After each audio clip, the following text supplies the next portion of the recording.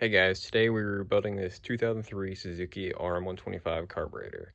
As you can see, I have it all the way torn apart and it's ready to get rebuilt. I also have a jet kit. We're going to be jetting it appropriately for an FMF rev pipe. As you can tell, everything is nice and clean. I took this carburetor entirely apart and scrubbed it with a toothbrush and Dawn dish soap in the bathtub. I would highly recommend you do the same to get some good results whenever you rebuild it. The rebuild kit that I'm using is an Outlaw Racing OR2528 kit. It comes with a bunch of stuff. One thing I did notice right off the bat is that it doesn't come with any new screws to put the carburetor back together with. So you can commonly strip out these carb body screws, and usually they come with screws for that, so that's unfortunate. Also, on the choke circuit there is an O-ring, and there's no replacement O-ring in the kit. Anyways, that being said, don't even bother removing the choke circuit if you did buy the Outlaw Racing carburetor rebuild kit. First thing I'm going to do is remove the air fuel adjustment screw, and there is a small spring inside here that you'll use a pick tool to dig out. The original is on the left, the new is on the right. They both look the same in size, so that's good. And just put it back in the same way it came out. The next thing I'm going to be replacing is the idle screw. So here's the new one. And here's the new nut. As you can see, there's a nut on there. So go ahead and loosen that nut and then take out the screw entirely. Here's the new idle screw on the right and the old on the left. They're both the same size, so that's good as well. And just go ahead and put it back in the same way it came out. You'll have to readjust it when it goes back on the bike.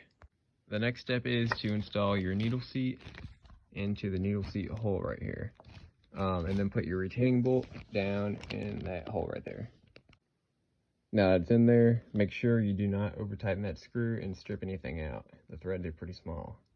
The next step is to dig this old O-ring seal out of the float bowl of the carburetor and install your new one. I'm going to go ahead and clean this up a little bit because there is quite a bit of dirt in here.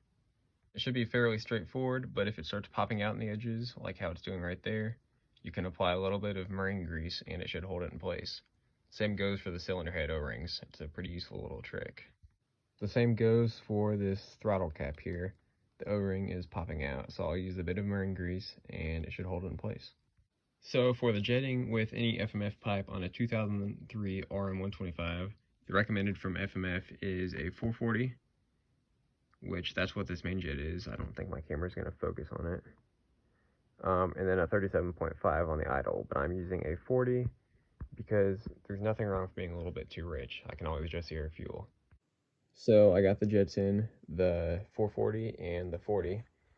I got the float in and the needle. It was kind of difficult to get the float tab in between that needle right there, but I did it. And don't forget to put the retaining screw on the float bar right there so you don't lose that. Also, I'm not sure entirely what this is. It looks like a suction tube, but don't forget to put it back on. Should just slide right down there. The float bowl is now secured onto the carburetor. Now it's time to mess with the needle. So according to FMF, the clip position should be on the third one down. So that's the third position down. Now I'm going to put it back in the slide. I went ahead and put the needle in there, put the cap on, and then put the spring and the throttle cap on. And there you have it. Now you have a fully rebuilt RM125 carburetor. And there should be one leftover O-ring. It should be down in this throttle tower down inside, basically lined up right with this bolt on the inside of the float bowl. And there's two Torx heads. You can remove them and replace it if you want, but the last time I did that, the bike never ran right again, so I would not recommend it.